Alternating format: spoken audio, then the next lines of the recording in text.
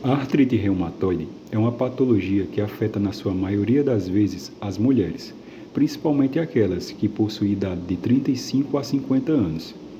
Essa patologia não está exclusivamente relacionada às mulheres, mas também acomete homens, porque não é uma doença que se relaciona ao sexo.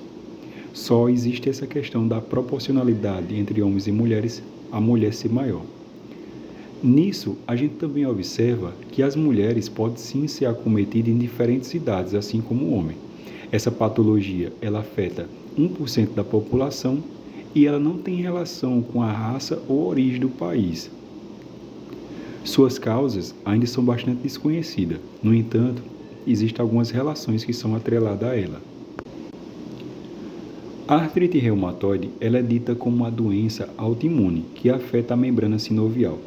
Isso porque a gente, seres humanos e assim animais, possuímos articulações. As articulações é justamente ela que está entre os ossos, permitindo com que a gente faça esse processo de dobramento. Essas articulações possuem uma membrana, que é a membrana sinovial, que produz um líquido chamado de líquido sinovial.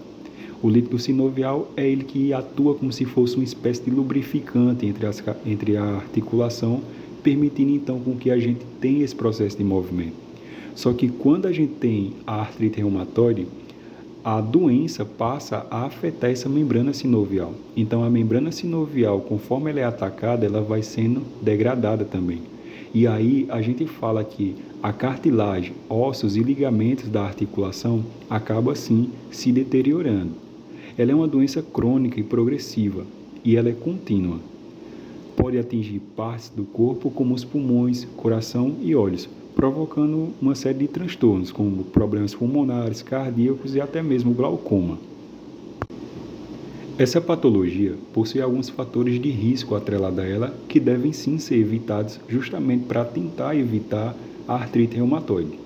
Mas essa doença, ela possui fatores genéticos atrelados a ele, como fator de risco, o tabagismo, a obesidade, infecções virais e bacterianas, assim como os fatores ambientais, que justamente a gente poderia falar na falta de atividade física, no uso e consumo exacerbado de alimentos, principalmente os industrializados, que acabam provocando esse quadro de obesidade.